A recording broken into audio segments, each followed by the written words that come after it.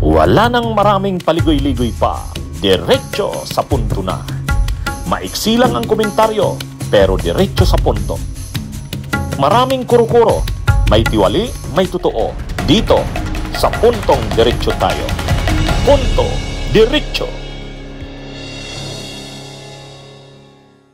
Hindi lang flood control, pati ibang mga ahensya. Maaalala natin noon, 'di ba, yung film Heritage Building na ginawa. Binisita nga ni Lisa Araneta at na negative yung reaksyon dahil substandard ang pagkakagawa. O ngayon, pati pala DOH, yung mga buildings pala ng DOH, facilities ng DOH, diskaya rin. May ginawa rin mga diskaya. At malaki rin ang problema. Halos ghost project. Grabe talaga pala itong mga diskaya. Tama yung sinabi ni Secretary of Justice Boyeng Rimulya, naiiba. Napaka-peculiar, kakaiba itong diskaya. Kaya hindi ito pwedeng pabayaan o hindi fokusan ng investigasyon. Bakit? Unang-una, 280 billion pesos ang nakuhang kabuuang kontrata nito. Grabe, isang lang yan, kontraktor. Diskaya nga. Marami silang tinayong mga korporasyon, St. Timothy, St. Gerard, grabe. Nagtayo sila ng mga iba-ibang construction company, St. Timothy, St. Gerard, kung ano-ano, Alpha and Omega, para kung saan-saan na mga ahensya ng gobyerno, nakapangontrata sila. Hindi lang DPWH. Hindi lang DPWH. Naalala nyo yung pinuntahan ni Lisa Araneta at ni Yussi Claire Castro? Ano yun? Kagagawa pa lang, katatapos pa lang na building, yung Film Heritage Building of the Philippines. Film Heritage Building. Ngayon, na yata, gagamitin na. Ayun ang binisita, tumutulo, nagka-crack ang mga semento. Tapos yung kisame, may basa. Ibig sabihin, tumutulo. Napaka-palpak ng pagkakagawa ng malaman kung kanino. St. Timothy na naman yata yun. St. Timothy. Imagine niyo, ibig sabihin, sa City of Manila, ewan kung kaninong project yun, Department of Tourism yata yun eh. Okay. Kung Department of Tourism, napasok pa rin ng mga diskaya. Tapos pati yung, di ba, yung sa Baguio, sa Baguio City, mayroon din silang project doon. Sa Ilocos Norte, mayroon din silang project. Mga kumpanya ng diskaya. Yung ghost project doon sa Davao Occidental, 96 million, diskaya na naman. At ito ang malala, ito ang malala. Pati Department of Health, yung mga mga walk-away centers daw na facilities ng DPWH noong taong 2020, bilyong proyekto rin yun. 2020, so panahon ni Duterte. Alam niyo kung anong nangyari, mga kabunyog? Inamin mismo ni DOH Secretary DOH Secretary Herbosa na ang kontraktor ng nasabing mga walk-away centers na inaward at ginawa noong 2020 sa DOH ay St. Timothy. Si Senadora Risa Hontiveros mismo ang nagtanong sa kanya. Salamat, Madam Chair, at salamat, Chair. So, Secretary, importante yung sinabi nyo, we don't get our value for money.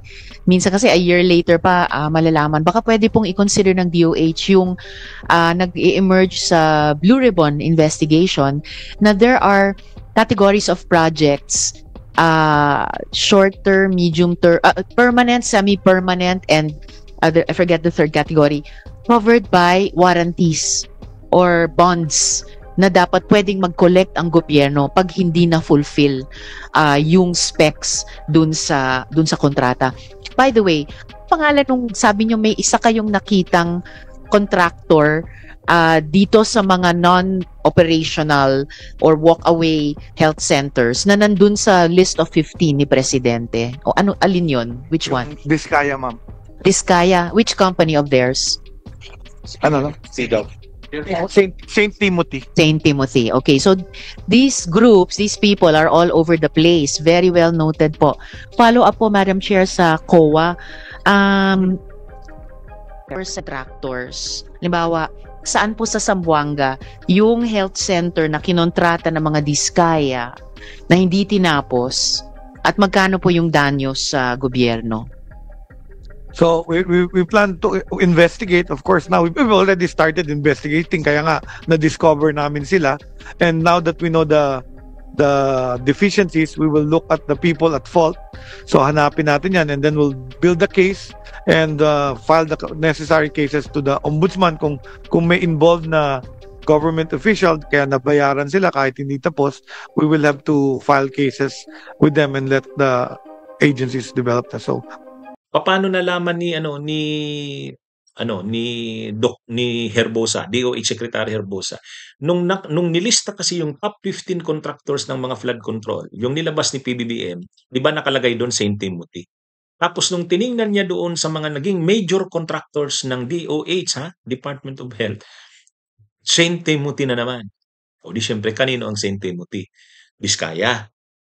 At anong taon? 2020. Sinong presidente? Duterte. So malamang, tama yung sinasabi ni Secretary of Justice Boying Rimulya. Itong Diskaya na ito ay pinapaboran talaga ng gobyerno. So maraming connections. Matataas ang connections nito. Kasi ang mga proyekto nito, DOT, DOH, no? Tapos DPWH, pati nga sa Bicol, yung palang hindi natapos na flyover doon sa Bicol, Diskaya pa rin pala yun. Kaya napakatindi nitong Diskayang ito. Ibig sabihin, ang connections talaga nito, matindi. Napakataas na level. Mukhang malaki ang binibigay nitong porsyento. Kaya siguro paboritong-paborito. Kaya nga sabi ni Secretary of Justice Boying Rimulya, kapag doon daw sa nalaman nila, kasi tell-all na sinabi na lahat, talaga daw masusuka ka kung sa extent at sa tindi ng ano. Ano bang pagkakasabi ni Boying Rimulya? Nakita ko yung reaction niya Mga kabunyog, mga kabayan, ang reaction ni Boying Rimulya, ano ba yun? Sabi ni Boying Rimulya, ang reaction niya, nang malaman niya yung Diskaya's schemes defy norms beyond imagination in scale.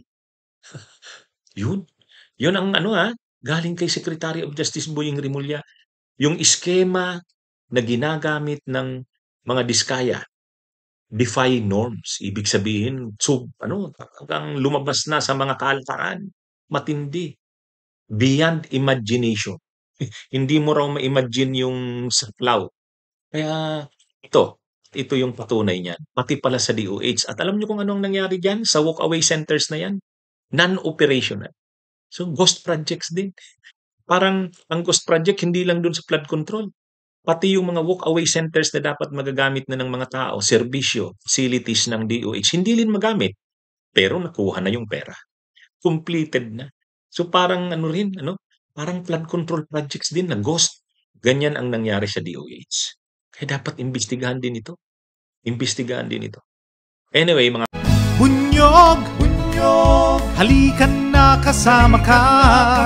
Bunyog, kapag buklod ay may pag-asa. Luzon, Visayas, Mindanao, isa ang pananaw. Sa bagong Pilipinas ang bunyog isisigaw. Bunyog, bunyog.